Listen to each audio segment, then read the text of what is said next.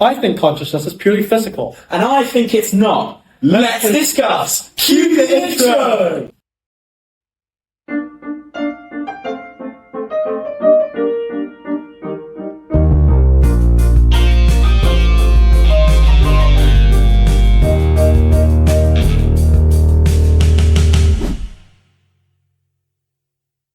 Hello everybody, welcome back to another episode of the Objective Hour. Today we are going to be discussing an age-old question in philosophy of, is consciousness purely physical?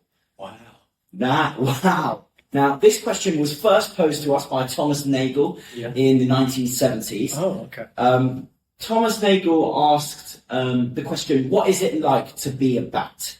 By challenging us to try and understand this experience, we understand that there is nothing it is like to be a bat. We can't understand what it is like to be a bat.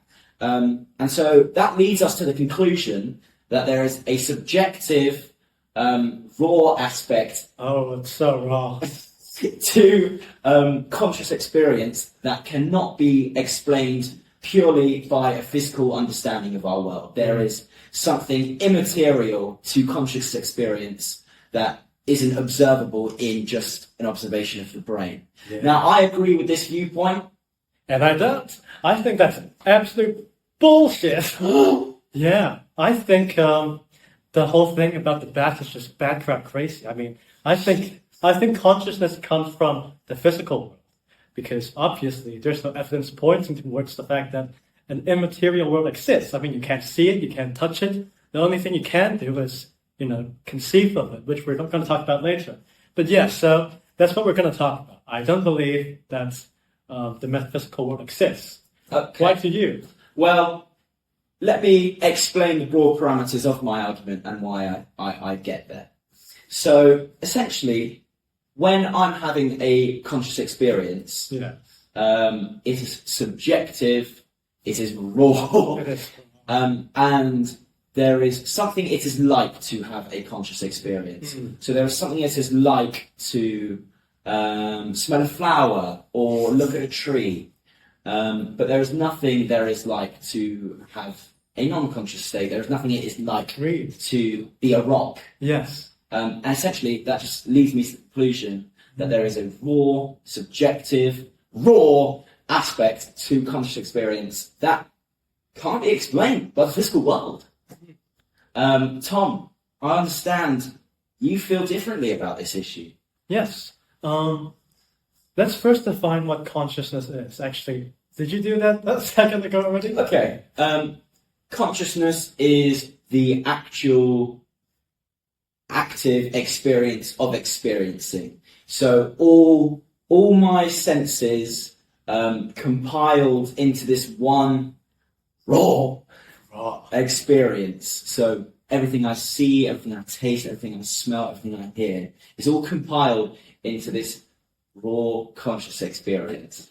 And that, I think, comes from something immaterial. I don't think it's just the processes in my brain. I think there's something else I'm tapping into when I exist, when I see, when I perceive everything. Yeah. When you what?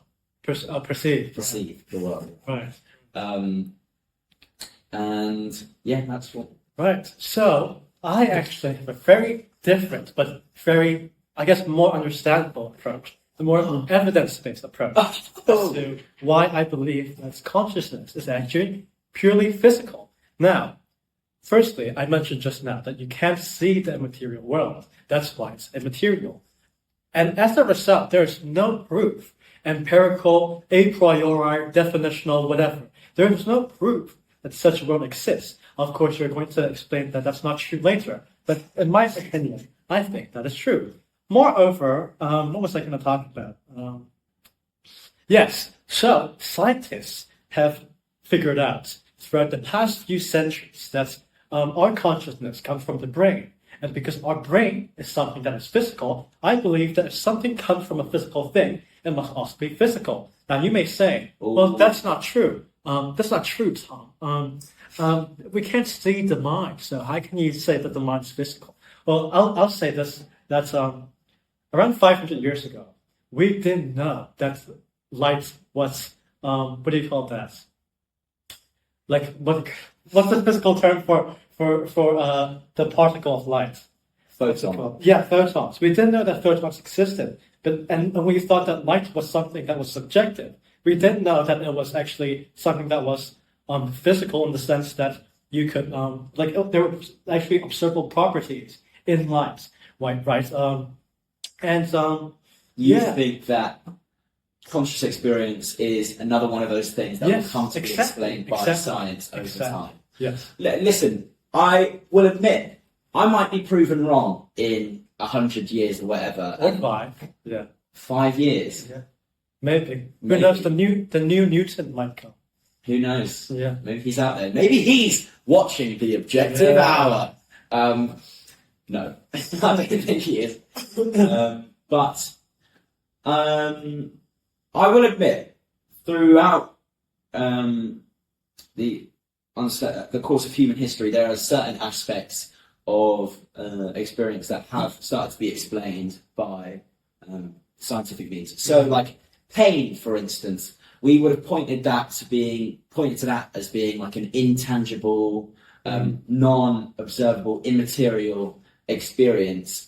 But we now understand that is a certain physical process in the brain. I think it's C fibers firing, and over time we'll gain more of an understanding of that. But I still don't think that means that fully captures the raw aspect of actually experiencing pain. C fibers firing isn't the same as actually experiencing pain. Now, I'll use an example used by a popular philosopher called Frank Jackson to explain this sort of a little bit further. So, Frank Jackson proposed the idea of a woman named Mary, lovely little woman, living in a black and white room her whole life. She's kept in this box. It's totally black and white. She herself is black and white. And there is no colour in this room. But what she doesn't have in colour, she makes up for with a bunch of books explaining colour and explaining what all the wavelengths of the colour red and all the physical aspects of the colour red, all the physical knowledge about colour.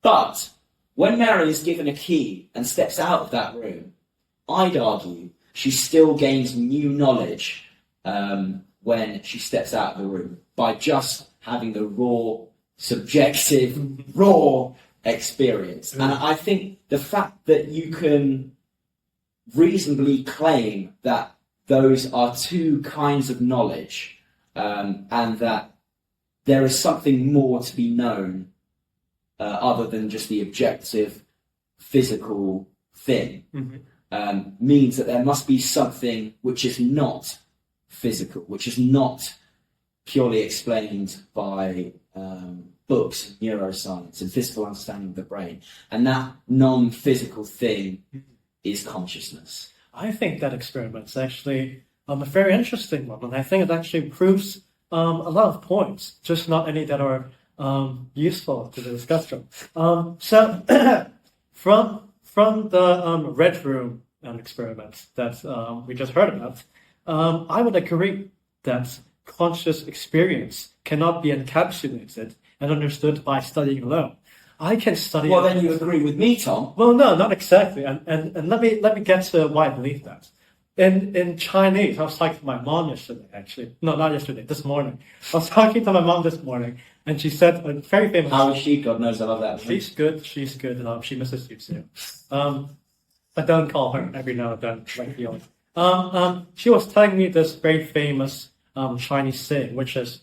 okay, that's not right. Let me think. I think it goes... 读万卷书不如行万里路, which means reading 10,000 books isn't the same thing as walking 10,000 miles or something to that. Yeah, I'm not very good at Chinese, but that's... 我脚接口，我是山水。 What was the last part? 山水。Okay, whatever that means. I think I said I am 13 years old as the only child. Oh, yeah, okay. That makes sense. Anyways, back to, yeah.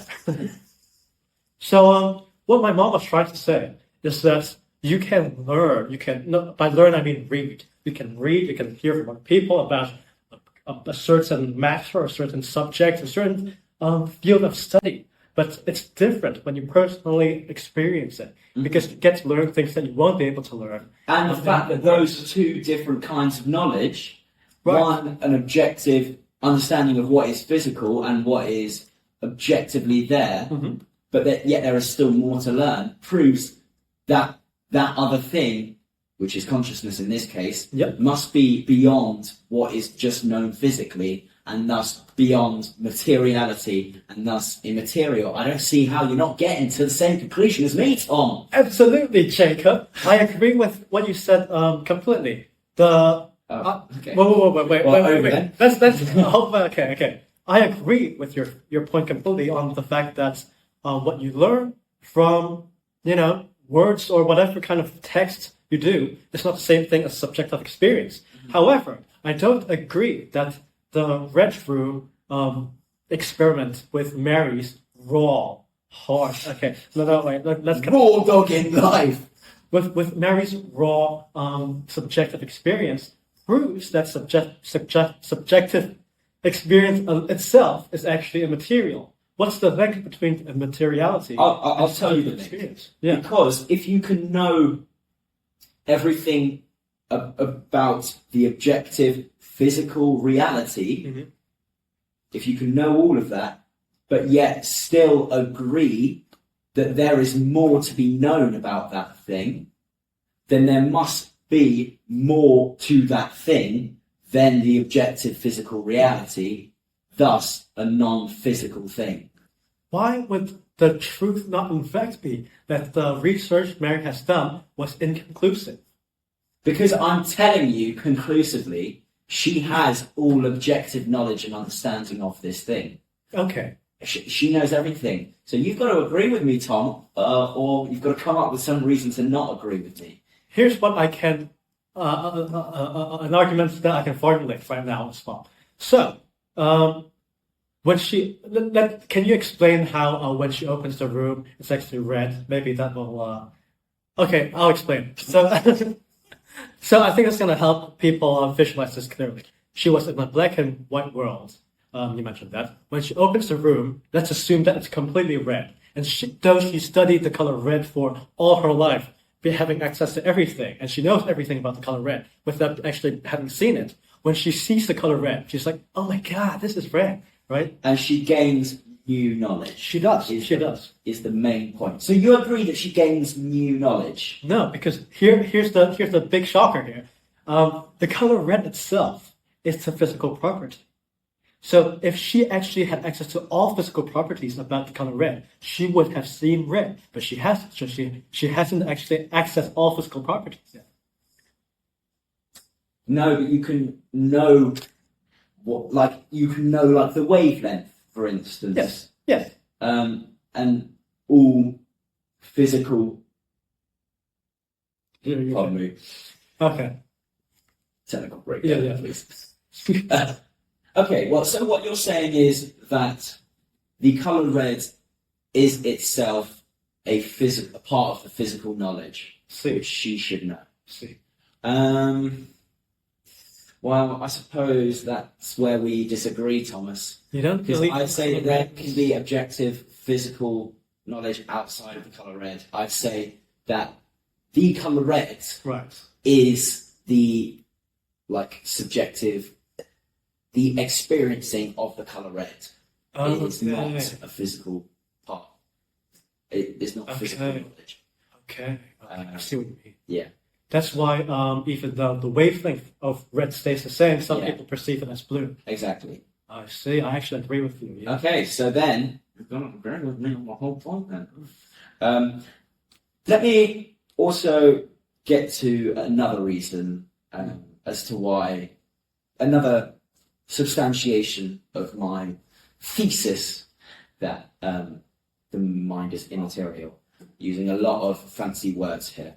Okay, so this argument comes from the Don of philosophy, I'd say. Well, not the main Don, I'd say it goes probably Plato, Aristotle, and then some might say Descartes.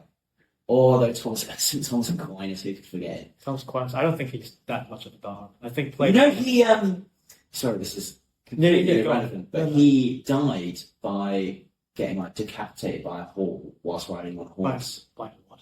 By like a tree whilst riding on a horse. Is he like dumb? No, he was a very, very smart man. But why did he? I don't know. Anyway, let's move on. Okay, so this argument comes from René Descartes in the 1600s, and is part of this Enlightenment movement. And basically, this is the phrase and the argument behind the phrase, I think, therefore I am. Oh, really? You've probably all heard of that phrase in philosophy before. It's one of the most philosophical, famous philosophical... It's in a Billie Eilish song. Right? Is it? Is it not? I thought it was. Umar now instead of Billie Eilish song. What's this? I think, therefore... Or something similar. Oh, yeah. It's like, I think, therefore I am. No idea. Okay. Burden the audience with that. Okay, so... Descartes' whole argument centres around the acceptance of the premise that our senses can be deceived. Okay, so do you agree that our senses can be deceived as they are when we take, not me, but if someone was to take LSD and then had a hallucination, that's clearly someone's senses can be deceived. Yes. Okay, so you accept that. Yes. Descartes then furthers that there is no reason to not accept the conclusion that at any one time all of my senses are being deceived. So whilst it's unlikely, I cannot confirmably 100% say my senses are not deceiving me. Okay. I agree. You agree? I agree. Okay. But the one thing Descartes does say he cannot doubt and cannot be doubted is the existence of his mind. Because in order for him to exist, in order for him to do the doubting that he's doing, to doubt all aspects of his experience, he has to exist. Right. He has to exist to do the doubting. I think, therefore I am. Because I can think, I must exist. So if we can accept that we must exist, right, but that all our sensory experience can be reasonably doubted, yes, within that sensory experience is the existence of our body, the perception that I have a face, a chest, six-pack out? not yet. Project 2025 for me. Whoa. 8-inch. Okay. Steady on. No. So I've lost my train of thought now. Oh yeah, so accepting that all of our sensory experiences can be doubted means also accepting that the existence of my body can be doubted. Because when I have a sensory experience, I perceive my body, and the only reason that I have for believing that my body exists is the sensory experiences that I have where I see the feel. And Descartes argues that the foundation of that knowledge can be doubted. Okay. So, because sensory experience can be doubted, the existence of the body can be doubted. Are you with me? I just love Daddy Descartes. I mean, he's such a sick one.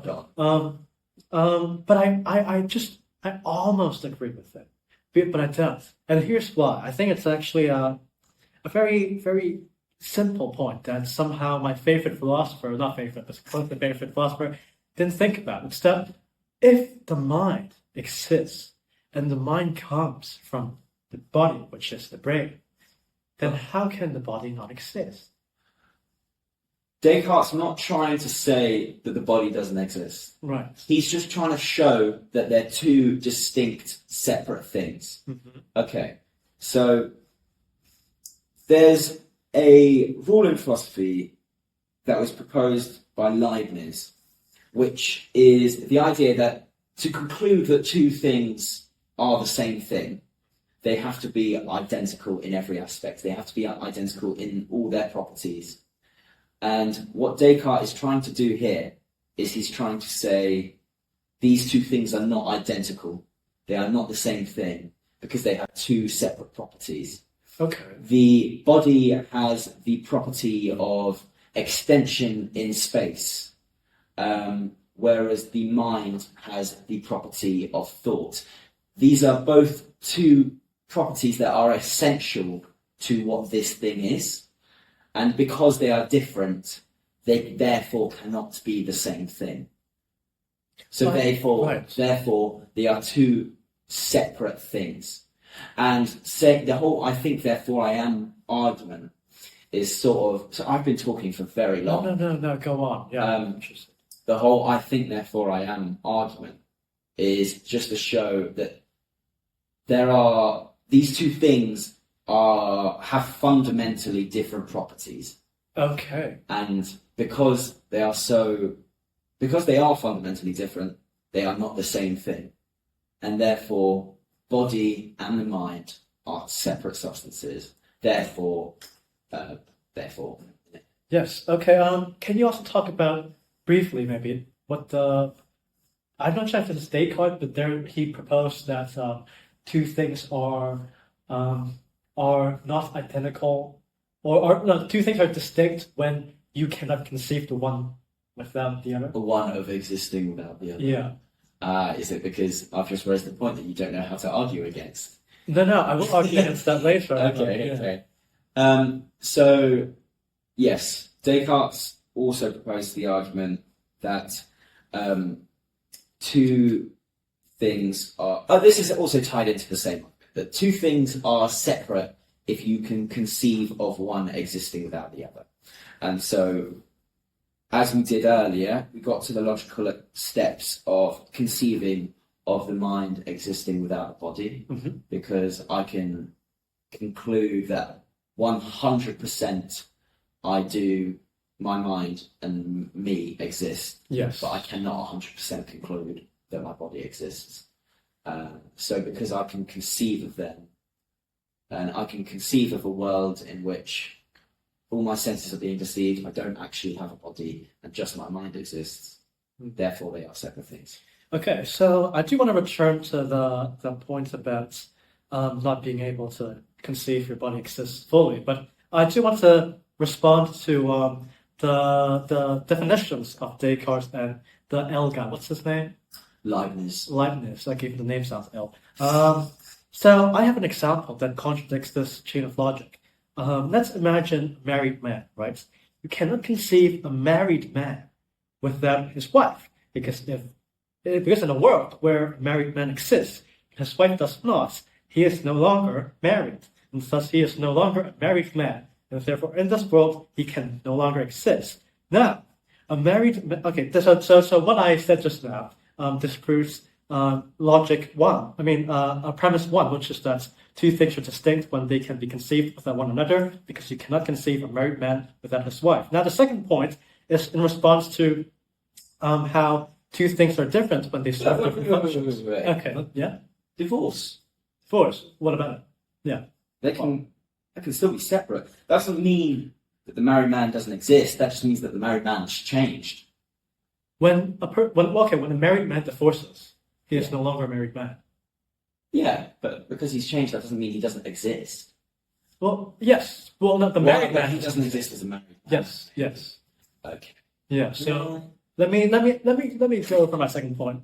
In response to different things serving different functions. So whether you take Platonic philosophy, where purpose of people is to pursue virtue and knowledge, or an Aristotelian philosophy of humans needing to achieve eudaimonia. A married man and a married woman, technically, by their logic, serve the same purpose as humans. So how would you respond to that claim? Wait, what? Okay, so a married man. Yeah. and a married woman, you would agree that they're two different things. Yes. But so a married man can't exist without his wife, and a wife can exist without her husband. But if by the logic that they can be conceived without one another, being an evidence of them being distinct, then the married man and married woman would be one. And unless you're Christian or Muslim or Jewish, they are not one. I see what you're trying to say.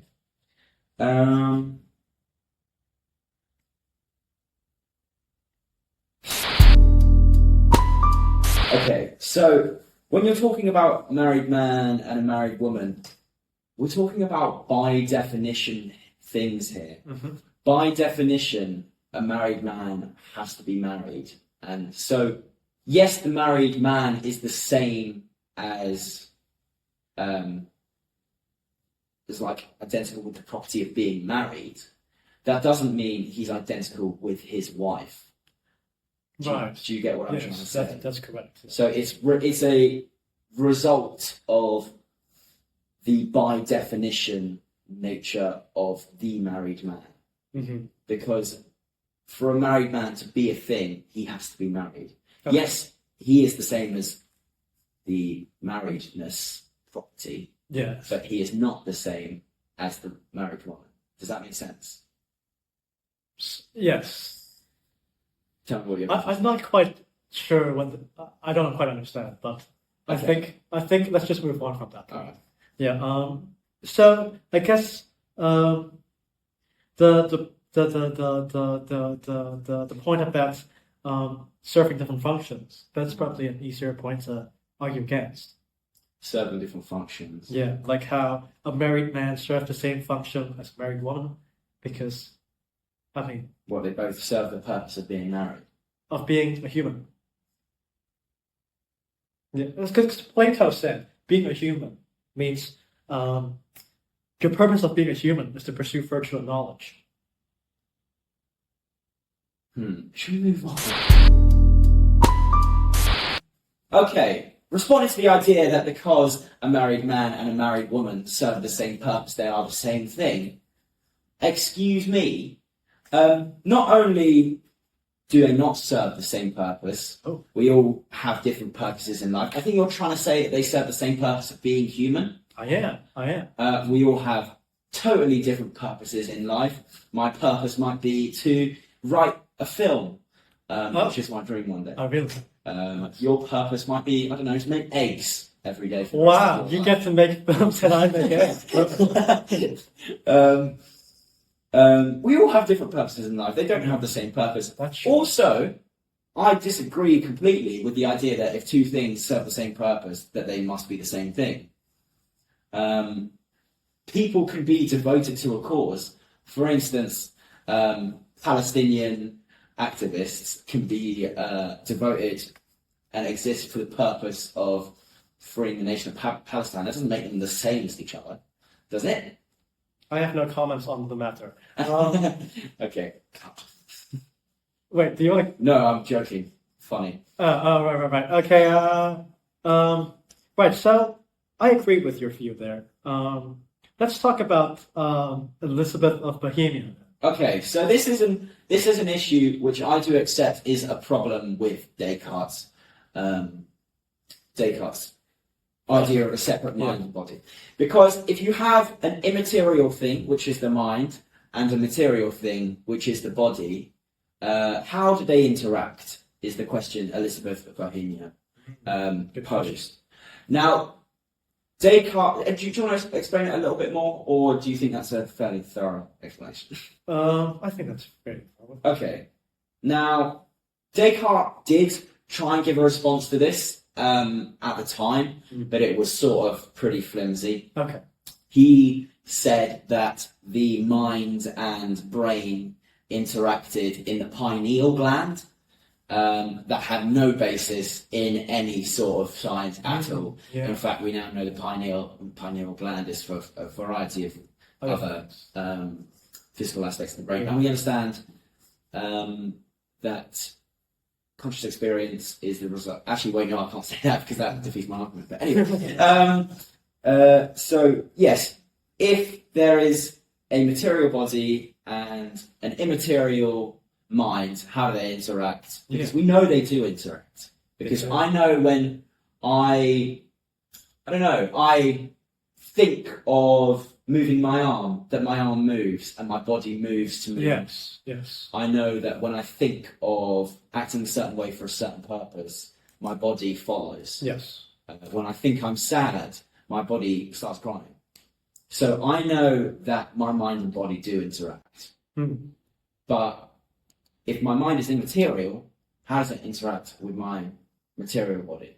That's a very good question. Is the question that Elizabeth Goehing posed. Now, this is a challenge for the dualist point of view. And in order to still accept that the mind and body being separate, you do have to jump through quite a few hoops. Okay. These hoops are called emergentism. I think you know a little bit about emergentism. Do you want to sort of explain it, or shall I? Well, the only thing I know is that emergent properties are things that come, like Y comes from X, so Y is emergent from X. Yeah. That's what. Basically. So, emergentism is the idea that there can be phenomenal properties that arise from complex systems. And in this case, the phenomenal property is consciousness, and it arises from the complex system of the brain. It is emergent as a property from the brain, but it is not directly reducible to the brain. That's where we must differ. You would say that it would be reducible to the brain. Yes, exactly. But I'm going to sort of show why it's not. Okay. And the example that is famously used by emergentists, I keep saying famously as if really that many people are interested in philosophy, but the example that emergentists use is water. So H2O is a molecule. The molecule of H2O by itself is not wet. This is the whole water is wet thing. It does not have a property of wetness. Yes. But when lots of H2O molecules are arranged in a complex system, and you dip your hand in a glass of water, the emergent property of wetness arises. Does that make sense? That's why ice isn't wet and steam isn't. Exactly. There we go. Is steam not wet? I wouldn't say it's wet. I'd say it's like, it's not wet. Like it's like humid. It's not wet. Yeah, but you feel it's moist at least. But I think that's because it goes to your head and then it like kind of becomes water. Okay. Yeah. But yeah, so in the same way that wetness emerges as a property of a complex system of H2O molecules, consciousness emerges as a property of the collection of complex system in the brain. Right. But in the same way that wetness isn't directly reducible to the individual H2O molecule, consciousness is not directly reducible to the brain itself or individual neurons. It arises as the result of a collective property of a complex system. And that allows us to still accept that there are a separate consciousness is separate and different and distinct from the brain and the body, but it is still related and they can still interact. Yeah. Now, the way they interact is... I came up with this example, by the way. I just wanted to flex that. Oh, wow. Because I wrote an essay on this, and my marker was like, "Yo, did you come up with this yourself?" And I did, and so I felt very proud. How much did you get? Pardon? How much did you get? Well, 88 out of 100. Holy shit! Yeah, dude. So basically, you have to understand the emergent property in the same way that you understand a conductor of an orchestra. So, whilst the individual neurons by themselves do not result in the what your mind wants to do. Do you mean orchestra or do you mean conductor? I mean conductor. Okay. And let me explain the thinking of this process. So, the interaction of the brain doesn't happen with consciousness, doesn't happen on an individual level. It's not individually consciousness interacting with individual neurons. Consciousness generally directs brain activity towards goals, and the individual processes follow. Okay. So let me use the conductor orchestra example. So like there are individual musicians in an orchestra. Yes. Let's call them the neurons of the brain. Yes. They follow a score. They follow a score and a musical piece. Yeah. Which are the neural processes of the brain. Oh, wow. So, neurons in the brain follow neural I think it was a processes. really good example. Thank you. Yeah. I know. Anyway, follow it, otherwise I'll get distracted. To make music. So, individual musicians in an orchestra follow a score to make music. And in the same way, neurons in a brain follow neural processes to make brain activity. However, the overall flow of the music and the feeling and the emotion of the music is guided by the movements of the conductor. In the same way, the overall behavior of your brain is guided by consciousness in a way that the neural processes aren't able to do on their own. Does that make sense? I understand your analogy, but I would tweak it a bit. Where would you tweak it? So this is my perception, right? The conductor is the whole thing, the entire orchestra is your brain. Yeah. I agree with what you said about the pieces, the scores, the players. The conductor for me is one part of your brain that directs the entire orchestra. So let's say it's the frontal lobe or something. Well, I'm calling it consciousness. Right. Um, Well, okay. Let me just add something. So I believe that the collective production of the orchestra, which is the symphony, that is consciousness. I believe. what you think the music they make The collective is consciousness. Yes. But the feel of that music, because musicians have tried to make music, or orchestras have tried to make music without a conductor, Right. and it's not the same. There is a certain emotion and feel a piece of music can have without, with a conductor that it cannot have without a conductor. Do you understand what that means? So there can be emotion behind it, and it's not a tangible thing on an individual level. It's a general feel. Do you get what I mean? What if? So this is often the case, and not often the case, but sometimes the case in concertos, where the pianist is also the conductor, Mm-hmm. because he actually is the conductor in the first place. But then, because let's say a piece requires a piano who's really good at the piano. Yeah. Yeah.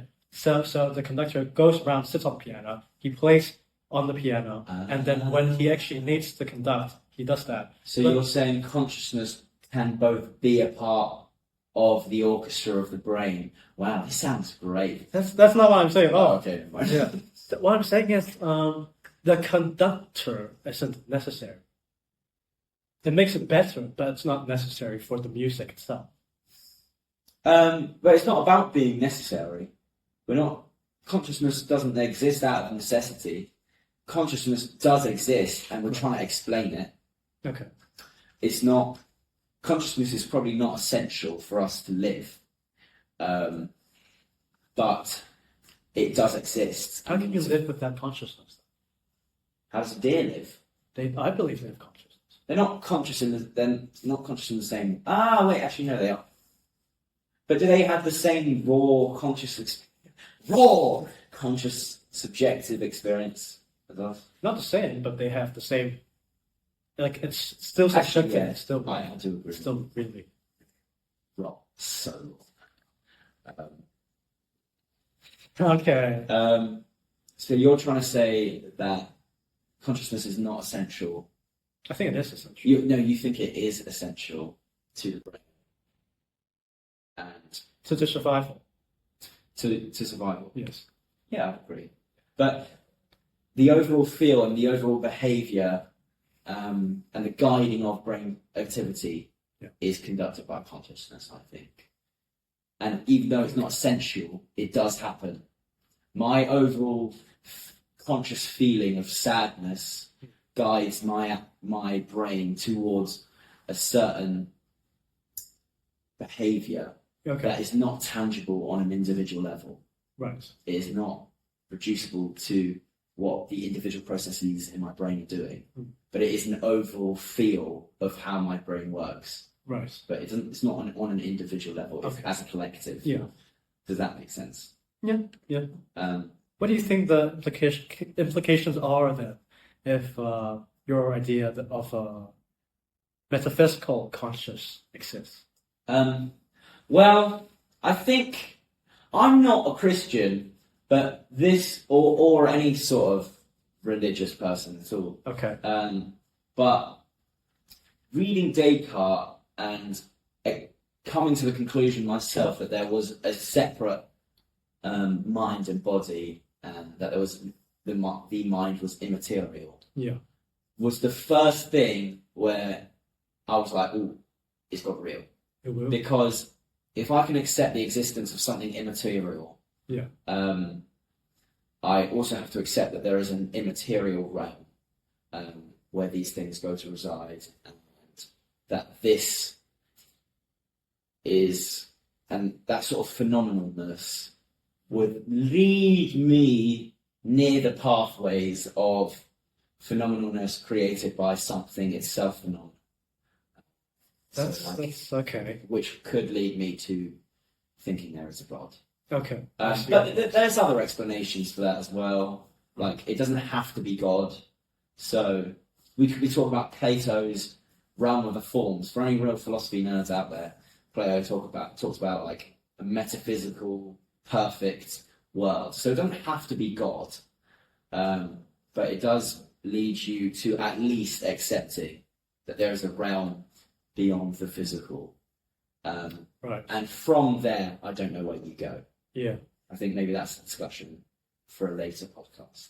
I'm actually reading a book about Plato's three forms. One of my friends gave it to me. What do you think? I think it's absolute waffle. I think so. Yeah, he doesn't give any reasons for you to believe him. He just like says it's the way it is. I just don't understand why you've defined three into those three categories. Well, what was the three? It's like knowledge, cosmology, and then like morality. Like I don't understand like why those three, right?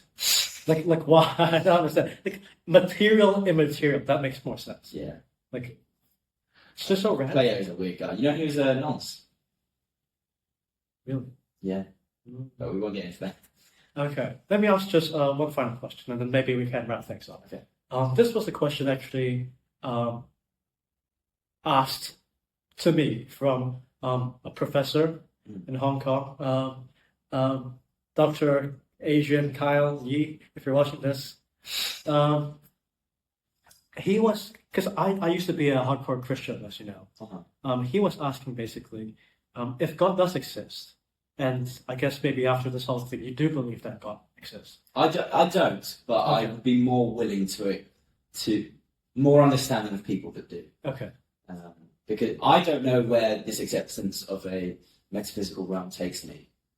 I'm just saying it could be God, but it could also be something else. Right. Like we just will never have an understanding. I don't think. I think that's why humans all have completely different religious religious beliefs, because we're all trying to understand this metaphysical thing, this immaterial thing that we know is there. Because when we have conscious experience, well, you disagree, but I think most people feel like they have a soul, feel like they have a thing that is just to them, that is different from just the body, and acceptance of that immaterial thing that is not just a body leads one to believe in an immaterial world, and trying to understand that immaterial world is, I think, where religion comes from. Right. Okay. So getting to my question, if God does exist, how can he know how we feel? And let me elaborate on that point a bit. Assuming your stance, which is that feelings are subjective, not feeling, but consciousness is subjective. By that logic, God can't know how we feel. He can know what decision we're going to make by observing what has happened before and what will happen in the future. He can understand what we're going to do, and then from an outsider's lens. But he can never understand how we feel. But what if you don't view God as an outside observer, and you view him more as something that's within all of us, as they do in the Bible with like the Holy Spirit, like it's inside of you. Yeah. It's like ever present. And because God essentially is what we are, because he is with us at every... I'm not a Christian. I don't know why. Yeah. You sound very Christian. But because he's with us at every level, and he understands everything, because he is everything. I agree with that. Just said it. Okay. I mean, that proposing, like, how does God know how we feel, means accepting that God is the explanation for this immaterial world, which I don't think he is. But if I was to, that's what I would say. Okay. Shall we wrap things up? Okay, well, thank you everybody for tuning in for another episode of the Objective Hour. See you, not next week, soon. Yeah.